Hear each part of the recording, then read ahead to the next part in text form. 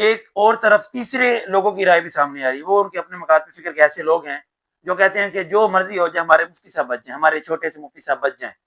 وہ یہ کہہ رہے ہیں پھر توبہ کیوں، رجوع کیوں؟ سوال یہ ہے، اگر آپ نے گستاخی نہیں کی، اگر آپ نے غلطی نہیں کی، تو پھر آپ اس کے اوپر رجوع کیوں کر رہے ہیں، اپنے الفاظ واپس کیوں لے رہے ہیں، کیوں اس کے اوپر توبہ کر رہے ہیں؟ السلام علیکم ورحمۃ اللہ وبرکاتہ.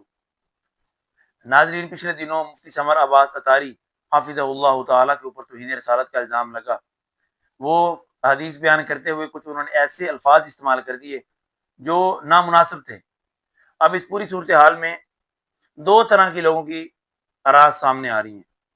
ایک طرف سے ان کے اپنے مکاتب فکر کے لوگ ہیں جو کہہ رہے ہیں کہ واقعی انہوں نے غلطی کی ہے اور انہیں اس کے اوپر توبہ کرنی چاہیے. اور دوسری طرف کچھ ایسے علماء بھی سامنے آ رہے ہیں، اہل حدیث کے علماء، اور ان میں انجینئر محمد علی مرزا صاحب بھی شامل ہیں، یہ کہہ رہے ہیں کہ اگر انہوں نے الفاظ ایسے استعمال کیے ہیں جو بالکل گستاخی کے اوپر مبنی ہے، انہیں چاہیے اس کے اوپر توبہ کریں.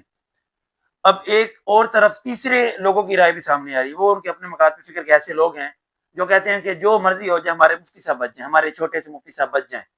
وہ یہ کہہ رہے ہیں، ان کے نزدیک وہ یہ کہہ رہا ہے کہ انہوں نے گستاخی نہیں کی. اور بھائی جب گستاخی نہیں کی، غلطی نہیں کی، تو پھر توبہ کیوں، رجوع کیوں؟ سوال یہ ہے، اگر آپ نے گستاخی نہیں کی، اگر آپ نے غلطی نہیں کی، تو پھر آپ اس کے اوپر رجوع کیوں کر رہے ہیں، اپنے الفاظ واپس کیوں لے رہے ہیں، کیوں اس کے اوپر توبہ کر رہے ہیں؟ دوسری طرف اگر آپ نے کوئی غلطی کی ہے، گستاخی کی ہے، کوئی ایسے الفاظ استعمال کیے جو بالکل نامناسب ہیں، تو اس کے اوپر قانون اپلیکیبل کیوں نہیں ہوتا، قانون اپنا راستہ اختیار کیوں نہیں کرتا؟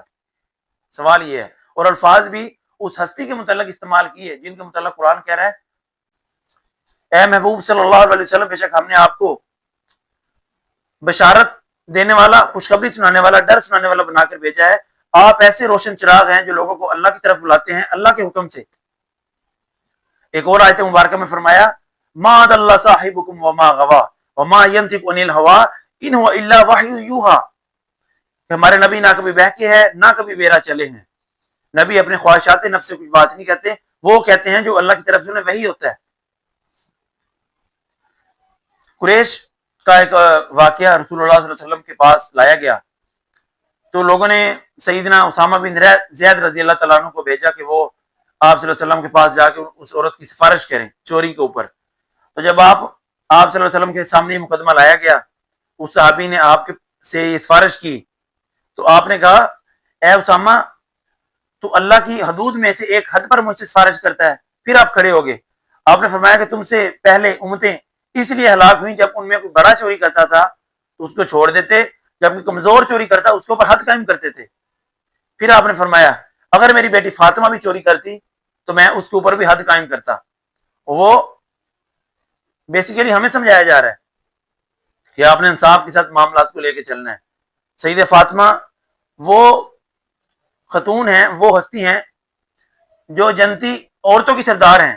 آپ صلی اللہ علیہ وسلم نے فرمایا کہ فاطمہ میرے جسم کا حصہ ہے، جس نے اسے تکلیف پہنچائی اس نے مجھے تکلیف پہنچائی. یہ تھا انصاف اور اصول کا معیار.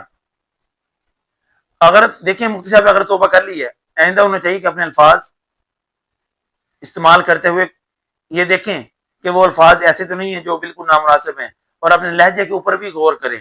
میں دونوں کو کہنا چاہتا ہوں، آپ کو بھی اور انجینئر محمد علی مرزا صاحب کو کہنا چاہتا ہوں کہ آپ ان الفاظ کے اوپر غور کیا کریں. الفاظ آپ ایسے استعمال کرتے ہیں حقیر قسم کے کہ آپ کسی کو کہہ دیتے تیری چاچی گئی، تیرا چاچا گیا، چشتی گئی، فلاں. یار کیا ہے اس چیز میں؟